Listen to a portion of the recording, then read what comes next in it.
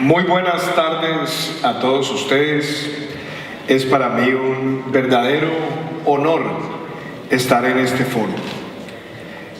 Hoy escuchaba yo que los temas centrales eran innovación, economía circular. Y debo empezar por decir algo. ¿Cuáles son los retos que tenemos en el mundo de hoy? ¿Cuáles son esos retos sociales, económicos, ambientales que van a definir el futuro de nuestros países? Y por eso quiero empezar por algo que a veces se nos olvida, y es que hay cosas que sabemos que conocemos, cosas que sabemos que desconocemos y cosas que no sabemos que desconocemos. Una de esas cosas que no sabemos que desconocemos es el tema que yo les quiero traer hoy, la economía naranja. ¿Y a qué nos referimos cuando hablamos de economía naranja? Nos referimos a esos sectores de la economía que para muchos son triviales o que no son lo suficientemente vigorosos, pero no saben en realidad lo que hay detrás. La economía naranja reúne 4 grandes bloques.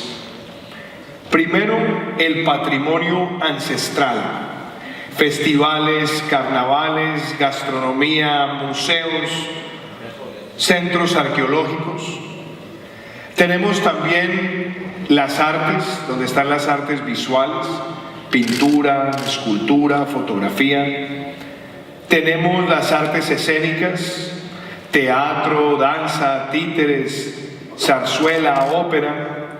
Tenemos los medios, radio, cine, televisión, medios digitales, y tenemos las creaciones funcionales, donde está la publicidad, donde está la arquitectura, donde está el diseño, donde está el diseño de joyas, donde está la juguetería. Todos esos sectores, esos 4 grandes sectores, en un país como Colombia, son más grandes que el aporte del café a la economía y más grandes que el aporte de la minería a la economía. Representan en nuestro país el 3.4% del PIB.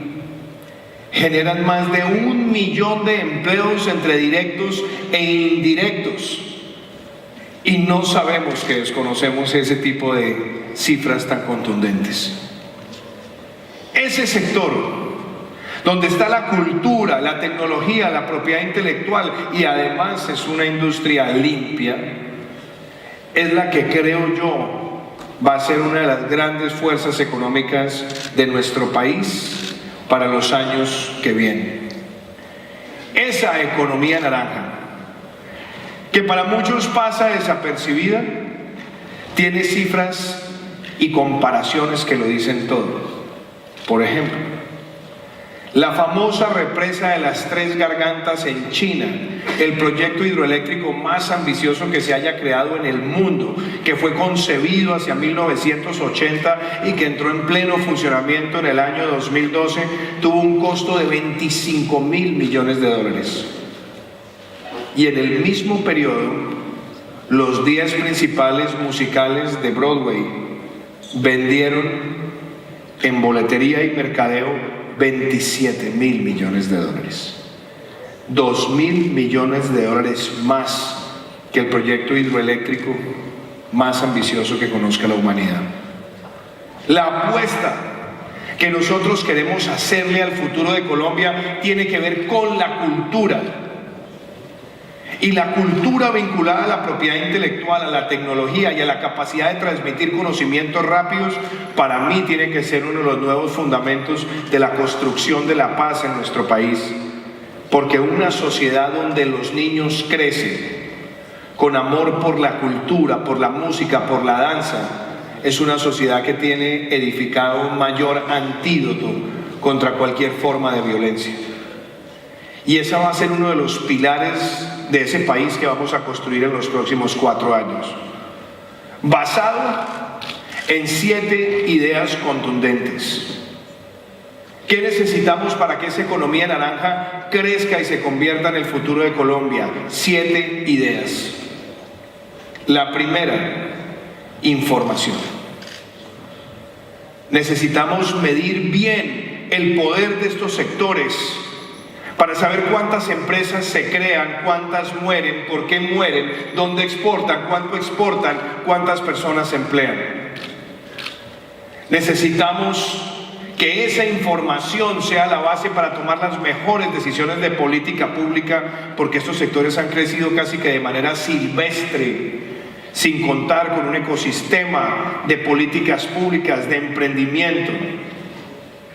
Esa información tiene que ir de la mano con la segunda I, las instituciones.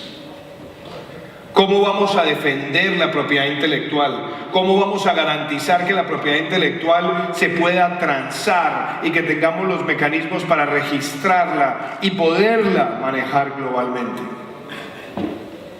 ¿Cómo vamos a hacer para que haya instituciones públicas, privadas y público-privadas, entre ellas con el apoyo de mecanismos de mecenazgo, donde las empresas puedan constituir y avalar el concepto de responsabilidad cultural empresarial? Que las empresas que apadrinen el sector cultural sean empresas que tengan descuentos tributarios, que tengan mecanismos además para darse a reconocer en la sociedad. La tercera es la infraestructura. Porque tenemos jóvenes con todo el talento en las zonas más apartadas de nuestro país. Tenemos un país con reservas limitadas de petróleo, pero reservas ilimitadas de talento. Y la infraestructura tiene que ser el camino donde ese talento pueda llegar, presentarse, crecer y convertirse en un instrumento de transformación social. Nuestra apuesta es que con los vehículos de financiamiento público llevemos a esos lugares apartados los lugares donde tengamos presentaciones en escenarios y darle vida a los famosos centros Sacúdete que queremos construir en los próximos 4 años: salud, cultura, deporte, tecnología y emprendimiento. Esa es la infraestructura que nos va a permitir que se encuentren nuestros artistas y que ellos mismos construyan de manera creíble y sostenible esas oportunidades para que haya más bandas de música, para que tengamos más compañías de danza. Y ahí tendremos un transformador social en Colombia. La cuarta I tiene que ser la industria. ¿Cómo vamos a hacer para identificar el talento desde edad temprana? Y allí es donde hemos fallado muchas veces en el sistema educativo.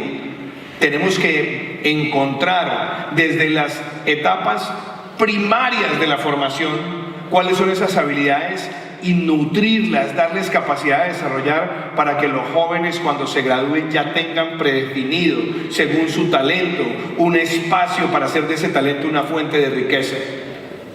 Y ahí necesitamos que los fondos de emprendimiento para las industrias creativas estén disponibles y que esos fondos le den ese recurso, primero como capital ángel, después como capital inversionista y después como fondos de capital de largo plazo.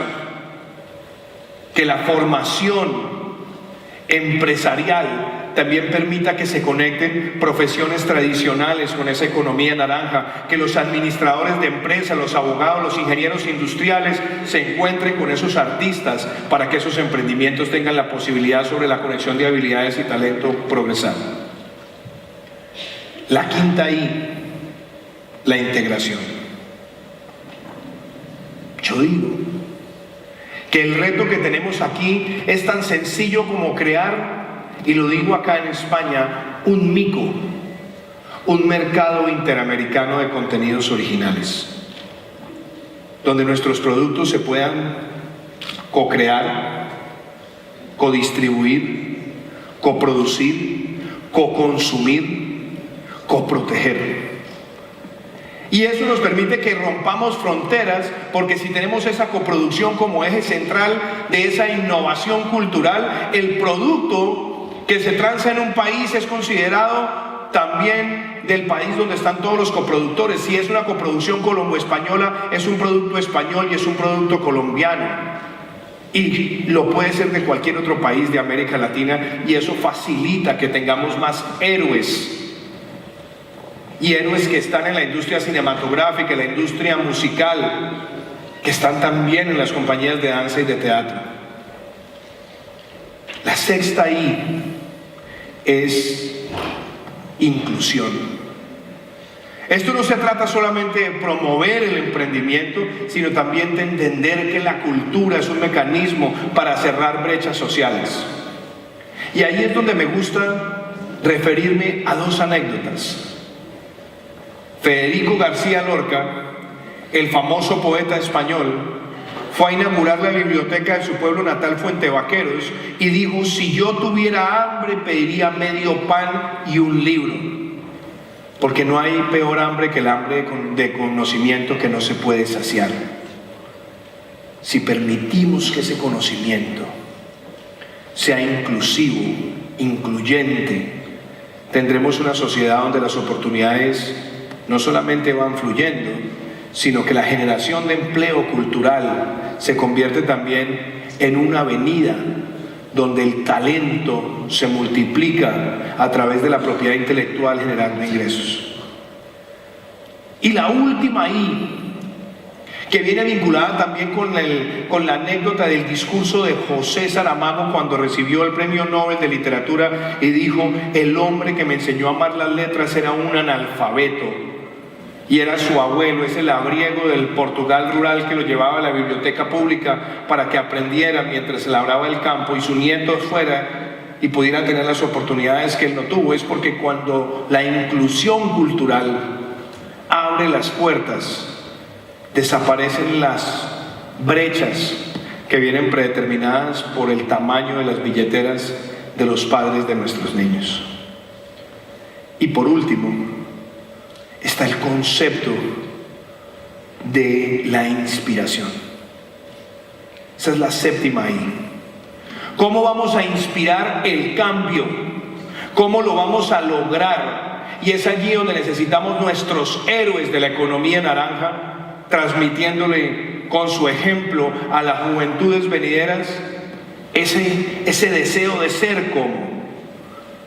Cuando vemos héroes como Juan José Campanella, como Edgardo Osorio, fundador de la marca de zapatos Acuazzurra, cuando vemos casos como el de Leonor Espinosa de la Osa, la mejor chef del mundo, la mejor chef mujer del mundo en el año 2017, lo que estamos mostrándole a nuestra juventud es que en esa economía naranja hay una gran oportunidad.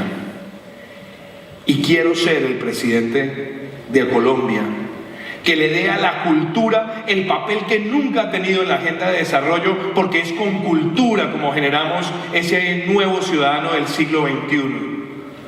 Por eso ese es el primer color que quería compartir hoy con ustedes. Y el segundo es como ese color naranja, esa economía naranja, se encuentra con el concepto de crecimiento verde. Vengo de un país hermoso, lleno de riqueza, que tiene más de 1.140.000 kilómetros cuadrados de superficie y casi 900.000 kilómetros cuadrados de suelo, de contexto marítimo, de ecosistema marítimo. Esas dos realidades, superficie y riqueza marítima, nos permiten a nosotros ser el país con mayor diversidad por kilómetro cuadrado después de Brasil.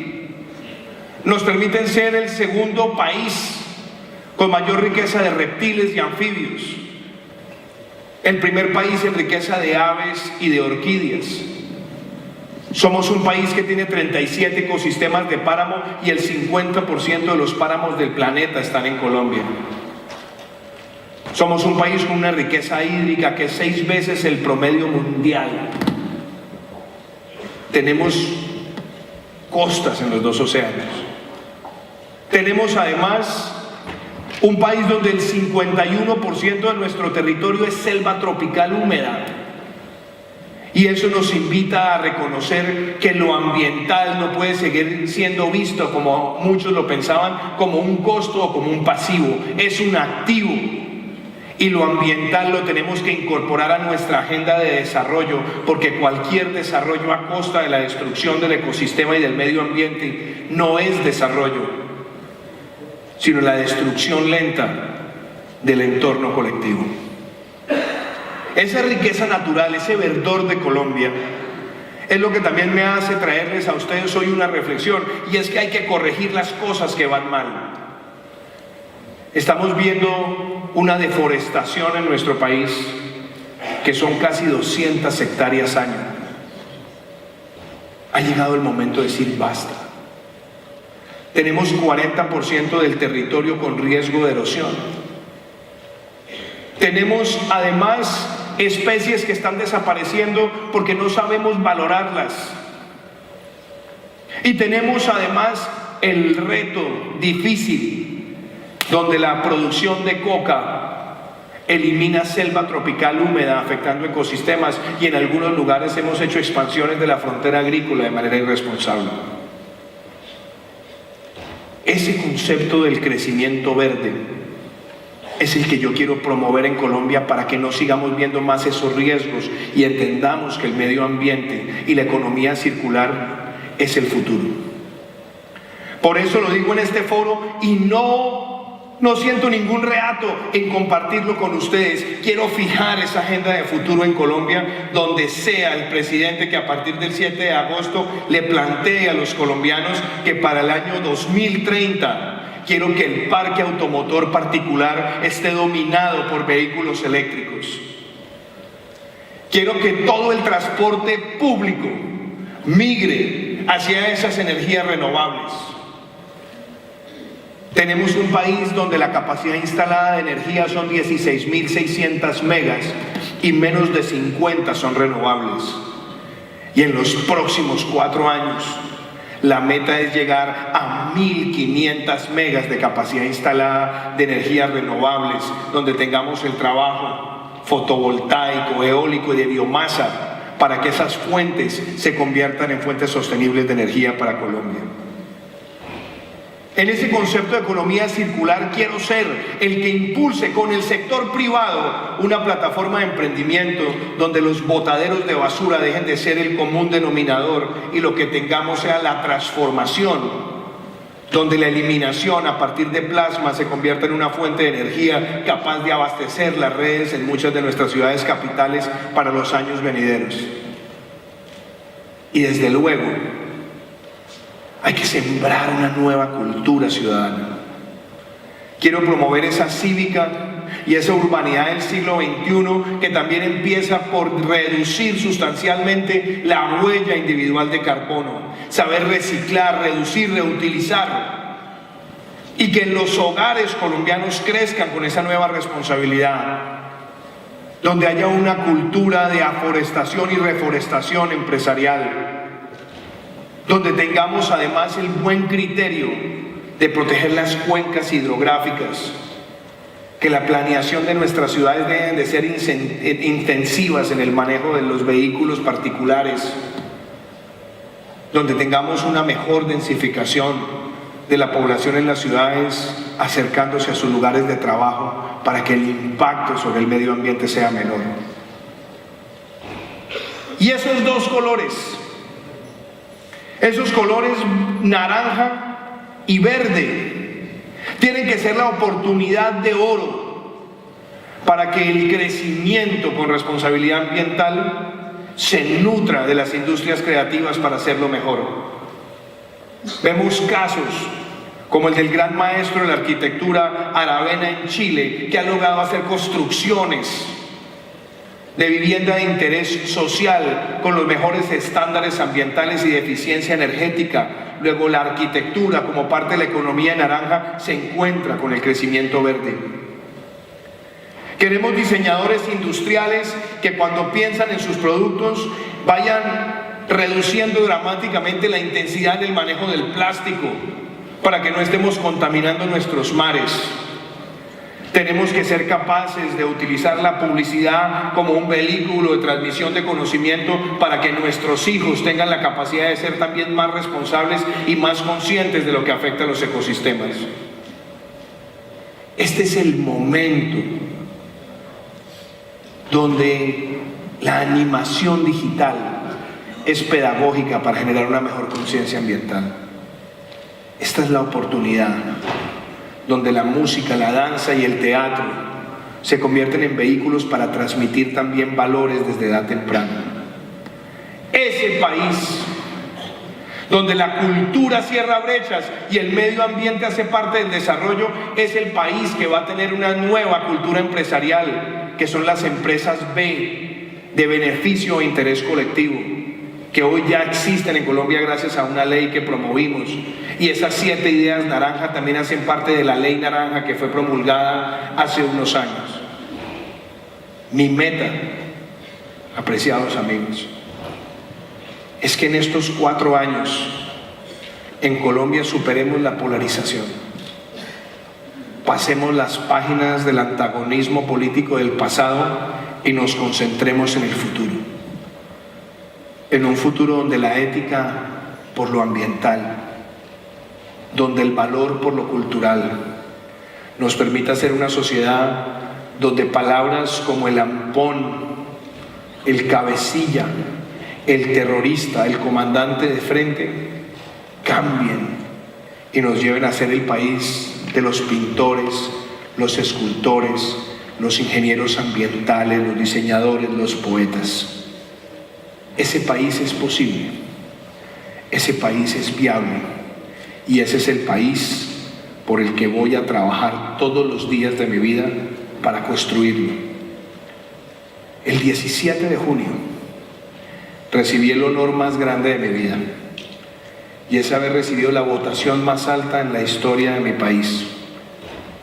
Lo recibí con humildad, pero también como ese empoderamiento a una nueva generación que quiere dejar de ver al mundo entre izquierda y derecha, que quiere dejar de ver al mundo en los ismos del populismo, del clientelismo, del amiguismo y pasar a una sociedad de valores, principios y méritos. Y esa es la Colombia por la que voy a trabajar y la que los invito a visitar, porque esa es la Colombia que espero compartir con ustedes en el 2022. Muchísimas gracias.